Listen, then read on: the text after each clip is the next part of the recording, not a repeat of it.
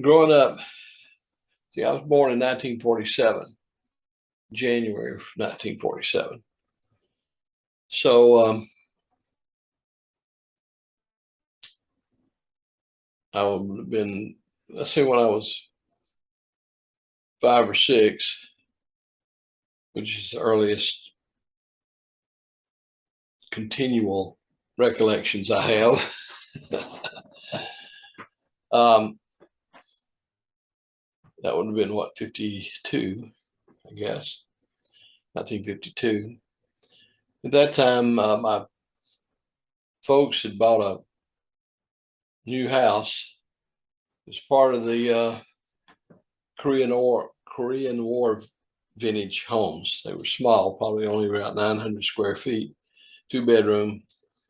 But it was a real house, frame house with asbestos siding.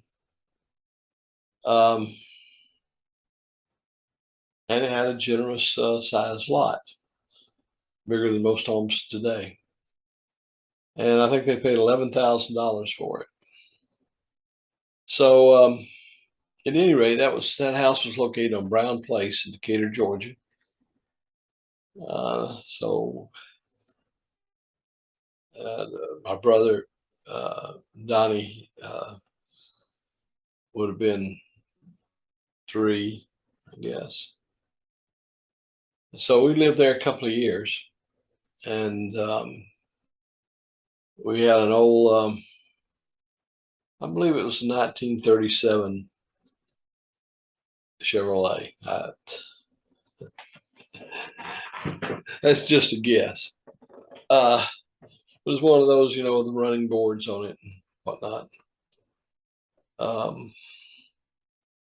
So I guess the topic of this video would be, what did kids do back in the day before TV?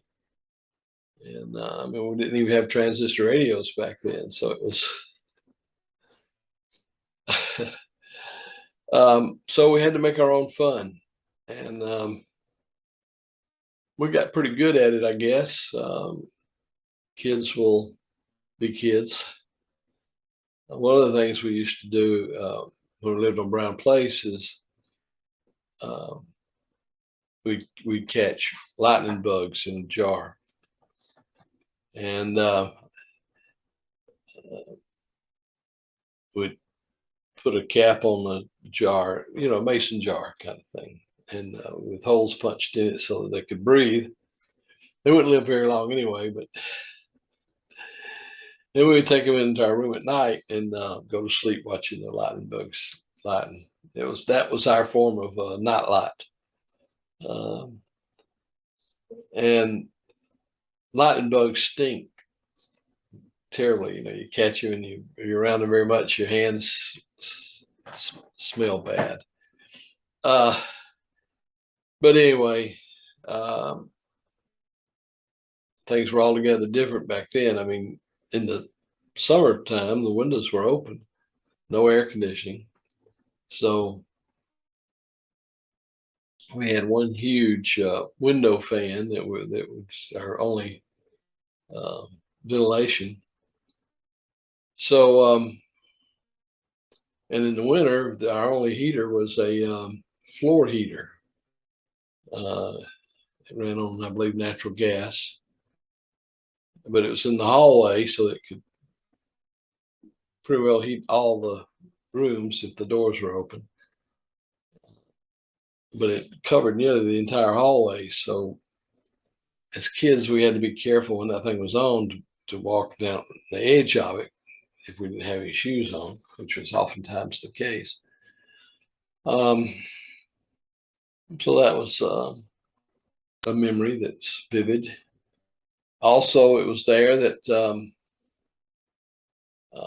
we got our first TV, but it was like an oscilloscope, or a little round tube, a round dish tube. And you know what I remember seeing on that? To this day, I can remember President Eisenhower's farewell address. You know, the famous one where he says, "Beware of the military-industrial complex." Of course, I wasn't old enough to and sophisticated enough to understand that his speech, but I remember seeing it. And in 52, what happened in 1952, besides the Korean War going on, of course, was the interstate system was created at Eisenhower's urging, which built our interstate system we have today, for better or worse. I wish we'd invested half that money into a good railroad system where we'd have passenger trains that actually go someplace or every place like it is in Europe. But anyway, we chose to go that way. That's when oil was cheap. I guess I became aware of oil prices, gas prices, when I was still in elementary school, because I can remember my parents talking about price wars and gasoline 18 cents a gallon. Kerosene was, I don't know, 10 cents a gallon or something. It was just almost given away. So the other thing that Donnie and I would do was go out and catch honeybees. I don't really understand our fascination with them because they could sting you, and but we'd put them in jars like we did with lightning bugs. And the reason I remember that car with a running board so vividly is that I had opened my jar of bees and dumped them out on the running board. And Donnie came running up there and sat down on them. He got stung. Oh, me. Another thing I remember about that residence was about 500 yards, maybe 1,000 yards to the end of the street where it intersected with Decatur Road was at the corner was, one corner was a barber shop where I got my first haircut, and on the other corner was Shep's Grill. And he made the best hamburgers I have ever eaten in my entire life to this day. His recipe, he made his own mixture of meat that he made that out of, and it contained, I think, to some degree, a little bit of sausage. But they were good. I've tried to mimic that recipe since, and I can get close in terms of my mixture of ground pork and ground beef. But he put some spices in there that I haven't been able to identify, but it just made the burgers. And that was the time when you could go up and buy a quarter pounder for 20, 25 cents. Of course, my dad was only making $45 a week back then. Which brings up another sort of amusing memory. Back then, the ice cream trucks were a big deal, as was home delivery of milk. So, because not as many people owned cars back then, and certainly not two cars. Anyway, the ice cream truck would come down the street, and I think I could get an ice cream for about a nickel, something like that. Well, anyway, I heard the ice cream truck, and my mom, who was not working, she did not work most of our childhood. It was more like the what's the sitcom program where the woman always stays home cooking, making cookies and whatnot. That was really real back then. Donna Reed, the Donna Reed show or something like that. But anyway, so I ran to my mom and wanted to get some money to go out and get an ice cream.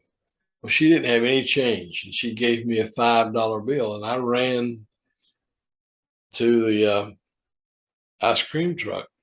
Remember, my dad was only making $45 a week, so $5 was real money. Anyway, I got the ice cream truck, and he sold me an entire package of ice creams, the whole $5. I came in with those, and my mom was just upset. So anyway, she took those things and ran down the street to that ice cream truck, which was making stops, all down the street, and demanded a refund on that. And when she came back, she was just fuming. She had one ice cream, which is what she meant for me to buy, and the change from that transaction, which had been $4.95. And she was just giving him down the country about he was an adult. He should have known better than to sell me a whole box of ice cream. They're on a stick. We call them hunkies. I don't know what they actually were, but anyway, the other thing about that was our refrigerator was tiny compared to the ones today. And the freezer portion of it was, you couldn't get a loaf of bread in there, much less a whole box of cookies. So if she hadn't gone and ran him down, and those would have melted before we could have eaten them anyway. So that was an amusing tale. Now, I say my mom didn't work. She would at Christmas time. She would Sears and Roebuck, which was heavy into mail order back in those days. She would work on Ponce Avenue at their big store and catalog processing center. This place was huge. I mean, it was 6 stories tall, and altogether it had probably 1 million square feet. But she'd work there at Christmas time, part-time, for 2 reasons. Number one, it would give her the money that she wanted to spend for the Christmas for we kids. Plus, she get employee discount. So, and also back then they had layaway, which was a big deal because very few people made enough money and had so little discretionary income that they could go out and just buy their Christmas stuff at one time. And they didn't have credit cards back then. So it was all cash and carry or put it on layaway, which is a discipline we don't have anymore. But anyway, that's the kind of thing we did. In order to keep this relatively short, I guess I'll stop at this point, but I could go on for hours probably talking about the things we did on Brown Place. All right. Please subscribe, like, and notify. I appreciate it.